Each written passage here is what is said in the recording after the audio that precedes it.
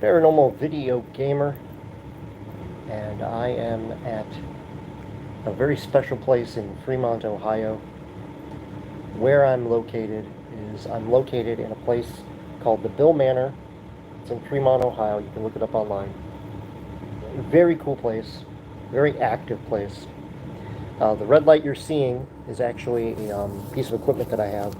It's actually recording audio. So as I'm talking, that's actually recording. And over there, you'll see two little white lights. That's actually a tripod with a IR camera and a battery pack attached, so it'll last for quite a long time.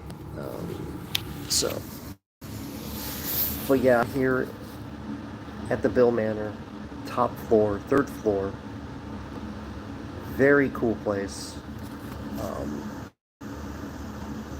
Not very active for the first hour, I'd say, but it is slowly starting to pick up. You may hear a fan noise. It's actually a blower that is connected to a furnace system. I think it's using the system to blow central air throughout the whole building. Not 100% sure. I didn't really look at the actual specs of the equipment that's working right now, but I'm on the very top floor, getting pretty much a nice little draft because there's a vent like literally right in front of me, and I know that's kind of hard to see, especially in complete darkness, but there's a vent right there, and it's literally blowing like a cool type of air throughout the whole house. I'm probably going to be up the whole night. I do not sleep whenever I do investigations. I know a lot of people do. I do not. I am usually up the whole time. I'm usually the one guy that just, I do not sleep. I do this and, investigate and try to find whatever's going on. So I use my recorder that's here to try to talk to something. Sometimes it works, sometimes it doesn't. But yeah, this is how crazy this darkness is. If you've ever wondered how dark it can get when you are in a place that has like barely any windows, how dark this room is. Now, again, I've got a tripod over there. That tripod is an IR light with a battery pack, so it's recording in complete darkness. So everything that I do, say, move, all that, it is literally getting that on tape. But again, this is how dark this room and this particular room is. A lot of people get kind of afraid or upset because, they have to go in a dark room by themselves. It does not bother me.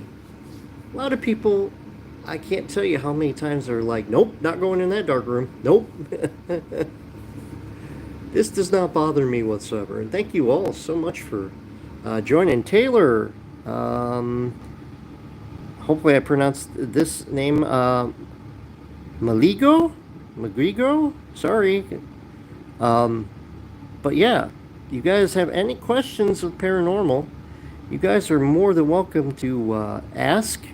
I will do my very best while I'm live to answer any questions about, anything that your thought process is. A lot of people have questions about, like, what's it like to investigate? Do you get scared? Things like that. So do not be afraid to ask away. So, scariest thing encountered that you have come across?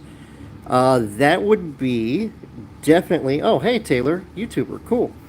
The scariest thing that I think I've ever come across was one of my first investigations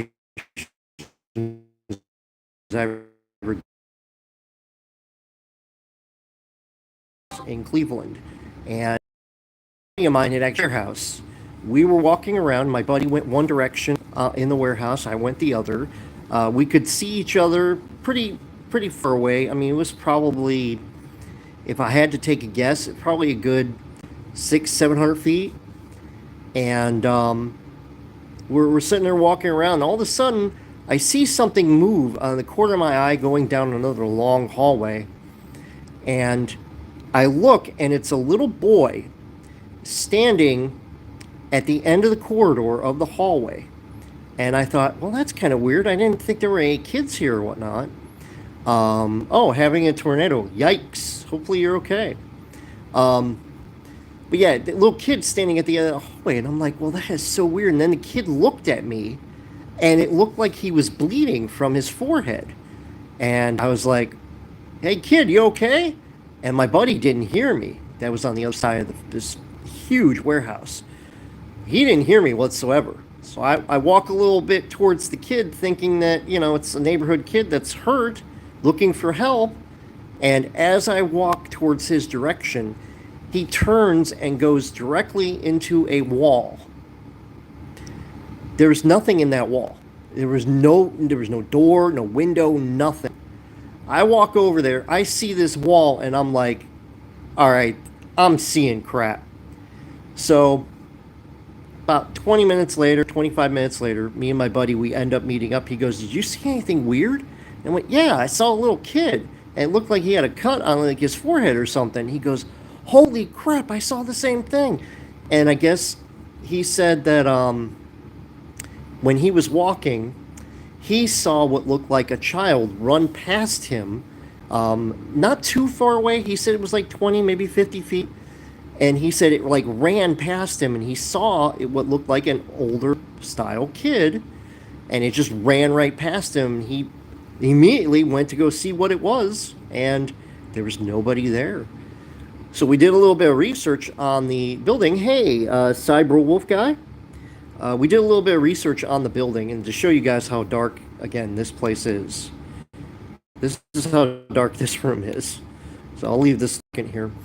But yeah, he saw the same thing, the little boy, and we did a little bit of research, and we found out that there was an incident on the land where this little boy, or a little boy, I should say, we don't know if it was that particular little boy, but there was a little boy that had died on the property or near the property. And this little boy was playing with his neighbor, and apparently the neighbor or this little boy of a pistol. And when he got a hold of the pistol, this is back in the early 1900s, so 1905, 1910, something like that. Well, apparently this kid got a hold of the pistol and shot his friend in the back of the head. Didn't mean to. It was an accident. They were playing around, I guess, with a gun, and yeah, killed the kid. And it's always been one of the creepiest experiences I've ever had, seeing. Now, to me, it didn't look like a bullet hole. It looked like somebody had hit it, like he hit his head on something, you know. I definitely did see what looked like blood, but it could have been something else. But that was the creepiest thing that I can safely say that I experienced on an investigation. So hopefully that answers your questions. And Wolf Guy, again, hello. Taylor, hello. Hopefully you guys can hear me. I don't know if you guys can hear me. Let me know if you guys can. I'm looking at the comment section here. But yeah, it says that the audio is good, so I hope it's nothing major. Hopefully. Let's see here. Change that.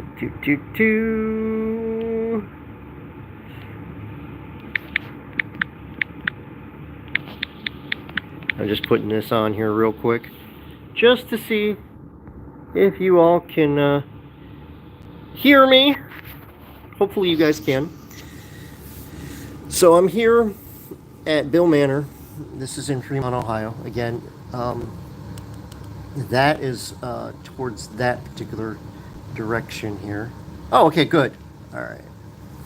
So I guess I don't know if that will take it off eventually or...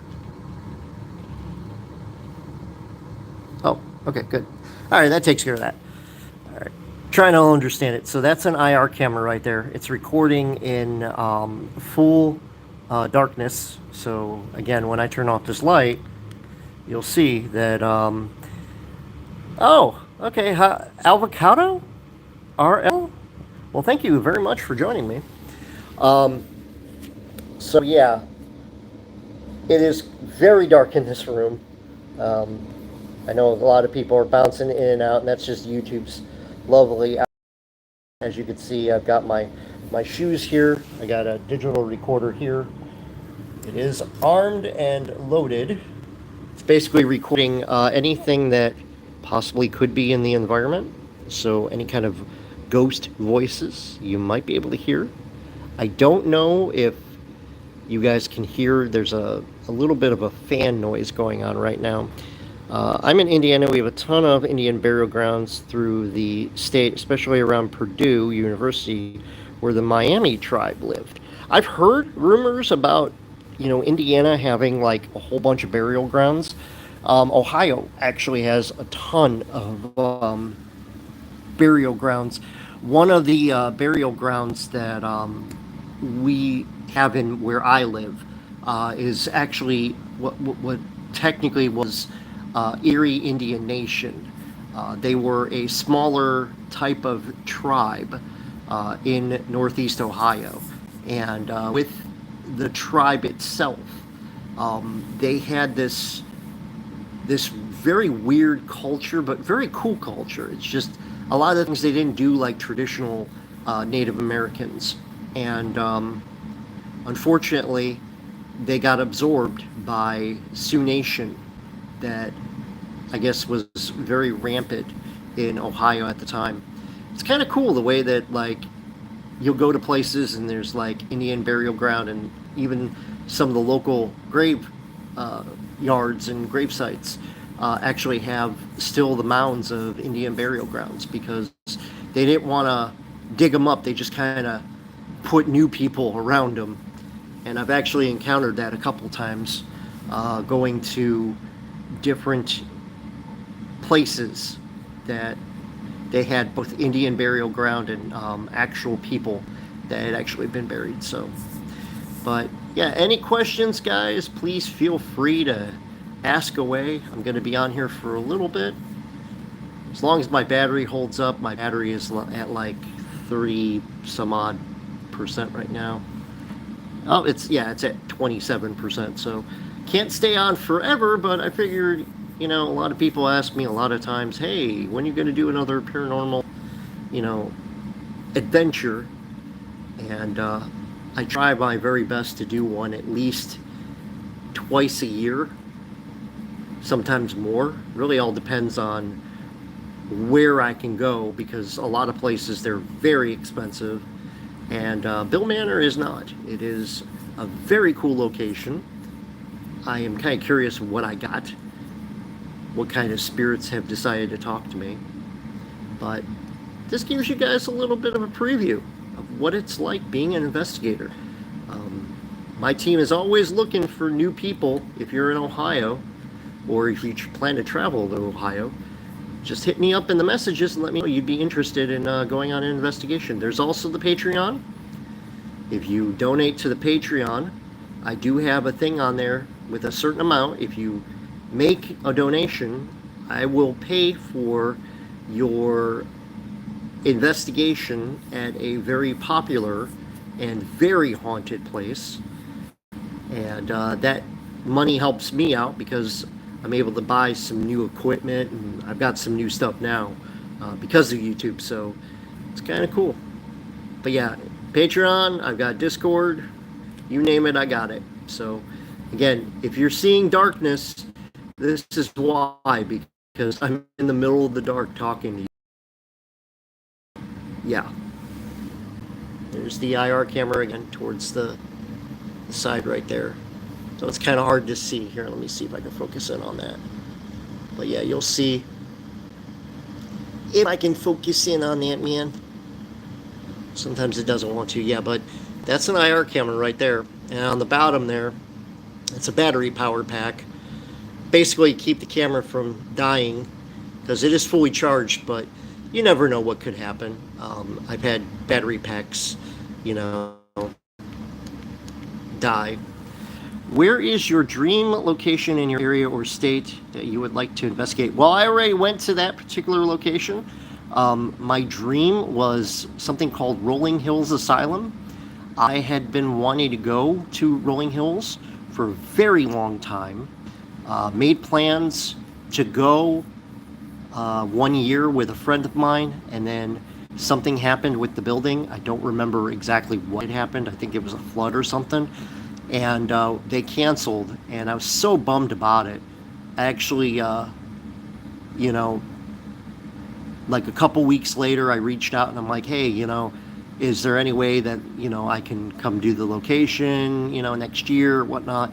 They did not have it open for almost a year. It was like 9 months, 8 months, something like that, where they were not like booking anybody unless you were extremely popular and you had a whole bunch of money. But yeah, me and Parawife, we went down there after over a year trying to get into the place, and finally got into Rolling Hills, and I got some of the best freaking stuff there at Rolling Hills. It was so awesome. It was amazing. Like, I could not believe that I got what I got, at Rolling Hills. It was just incredible, and I highly recommend. I'm gonna flip the camera here, so hopefully you guys can see my face. There we go, a little bit. Ooh, God, that's bright. But there we go, a little bit, not as bright, but yeah, I went to Rolling Hills, got so many great things, so much evidence, so many cool stuff that I got, like, I'm going to say spirit voices. I probably got, I'm going to say 70, maybe 80. But yeah, a lot of spirit voices on that particular night. And that was so much fun. I had a blast. I was exhausted the next day, but I didn't care. Had to drive home, which was like, I think it was like a 7-hour drive, 6-hour drive, something like that. Totally worth it. It's in Batavia, New York. It's a little tiny ghost of a town. There's not much there. Rolling Hills is there, and it was so much fun when I finally went and got a lot of really cool stuff. So definitely recommend it. The other place that I actually had a dream about going to was Gettysburg, and actually being there on the fields, that was really cool. I did an investigation at night. Did not stay too long. They actually don't want people on the battlefield till, I think you got till like 11, if I remember correctly, and then the park you have to get off. But yeah, stay there till whenever it was closing time, and yeah, that was a lot of fun. Heard cannon fire, heard people shouting like they were running from something. Looked at the direction, no clue where it was coming from because it was coming from all sides. That was really cool. So, regarding locations, what places do you feel has the creepiest vibes or environment that you have investigated? Places I've found, the scariest places are completely rural. So the creepiest vibes and environments that I actually go, that I would say are probably the scariest, is if you go to old hospitals. I've been to a whole bunch. I know a lot of people think, well, people died in hospitals. Yeah, it's going to have some creepy crap. If you've been to a mental hospital, there's one in Virginia, I will tell you, holy crap. I cannot believe the amount of stuff that I had experienced while in this mental hospital. I can't remember. Trans-Allegheny Lunatic Asylum. That's the name of the hospital. Wow. Just off the wall, incredible things that, like, I was not expecting. Like, I knew hospitals were creepy. I've been to a whole bunch of hospitals that closed down. There was one actually near me in my town, probably about 35 minutes away. It closed down. I investigated the hospital, went to the actual morgue. They were tearing down the building, so it was just a matter of, basically talking to a security person and being like, hey, we want to go in, we're not going to touch anything, we just want to walk around the building. We told them what we were going to do, record audio, and got this really weird growl or grunt in the morgue area. We were standing over by, it was like 4 or 5 metal slab tables. I believe that's where they put the bodies to prepare them for the freezer, but again, I'm not an expert in that field. But yeah, we were literally standing by these tables, probably 5 feet, maybe 10 feet at most, and we heard this really strange growling sound, and we both looked at each other and we're like, what the hell was that? And yeah, hospitals are definitely the creepy factor, and for some odd reason my camera just lit up, so I gotta take a look at that in a few. But yeah, that definitely creep place out of all places. That is definitely on my top list. Hospitals, mental institutions, even nursing homes. Some of the stuff that has happened in nursing homes, it's kind of crazy what you can see in a nursing home, and experience it in a nursing home. So, but yeah, that's probably the creepiest vibes environment.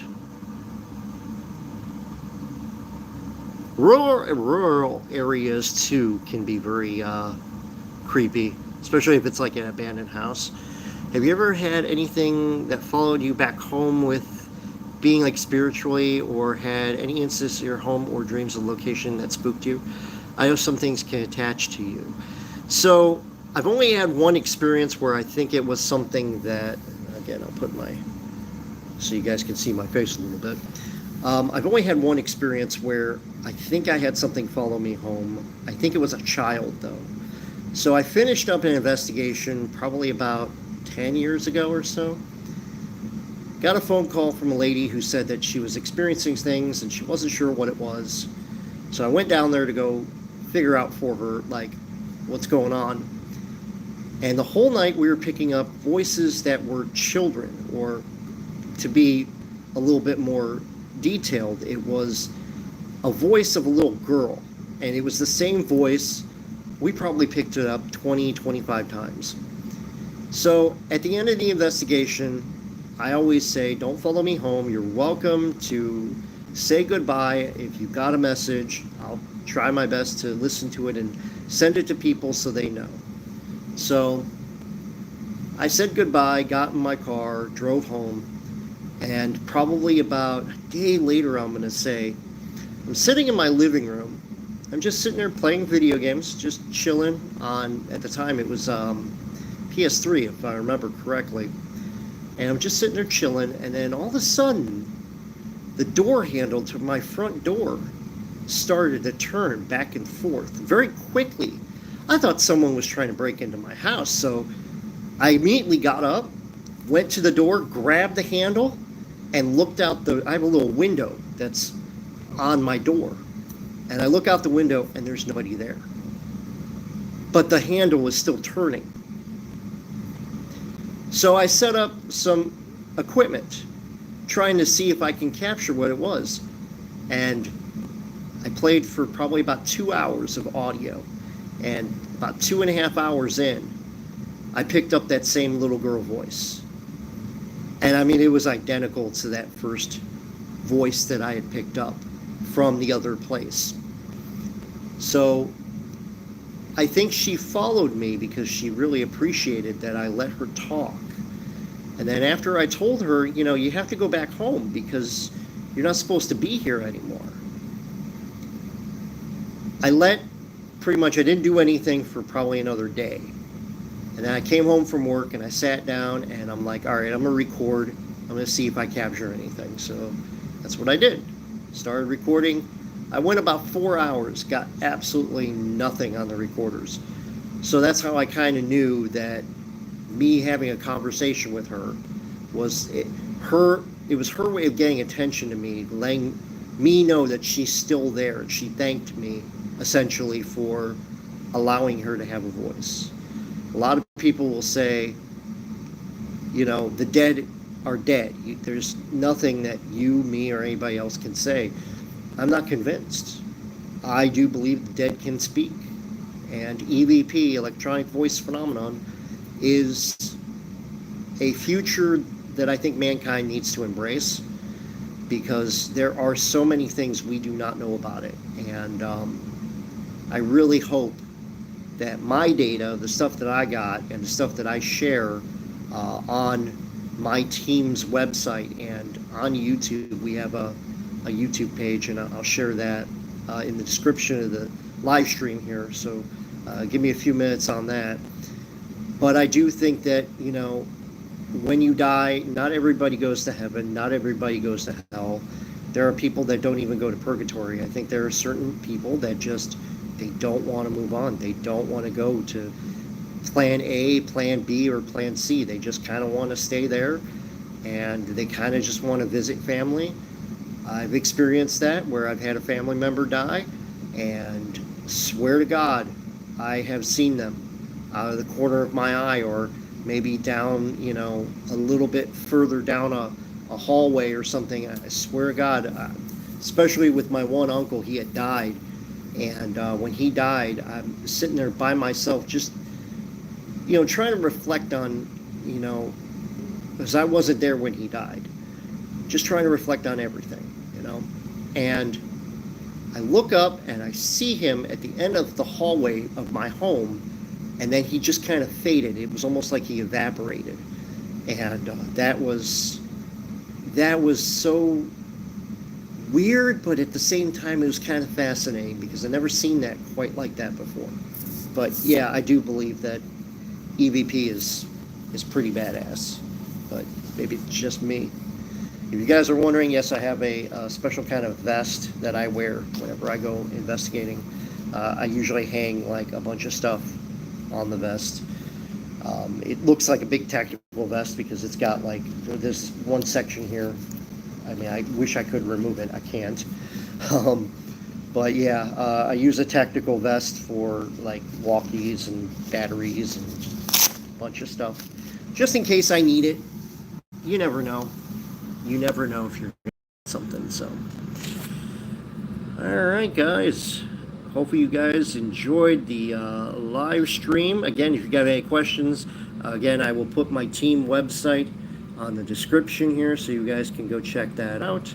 If there's any other questions, please feel free. I've probably got about another 10 minutes or so of being here live, and then I'm going to have to unfortunately end the live stream because I don't believe my battery will be able to hold it. Yeah, it's at 20%. So probably about under 6 minutes or so. So if you guys got any questions, please feel free to ask, and I will do my very best to answer while I'm here live doing an actual paranormal investigation. Again, there's my IR camera. So it's recording. So again, don't be shy. You don't need to be shy about anything. You guys can ask me whatever the heck you want. I'm pretty laid back and chill when it comes to investigations. So, and by the way, I'm a veteran of about 22 years, 21 years of doing paranormal research. So I've done a lot of investigating.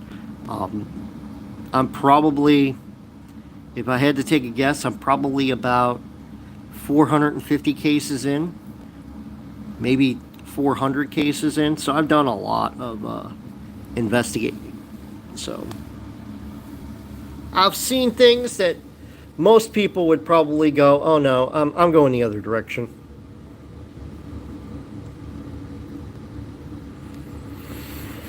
Yeah, I'm just trying to make sure that I can...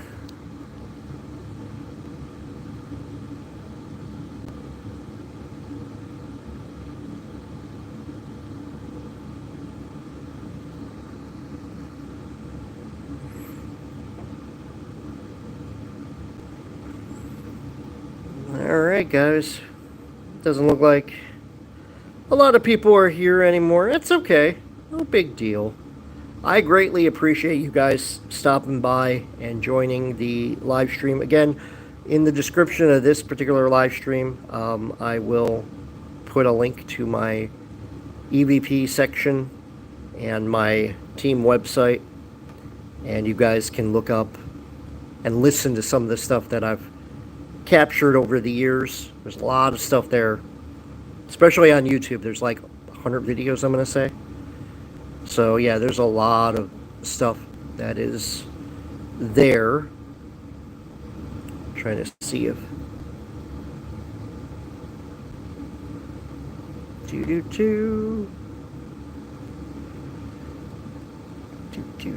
yeah, I'm not seeing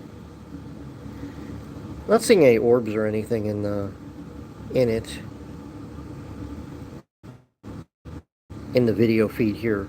I don't know about the other camera though, so I'm kind of curious on what's going on with the camera.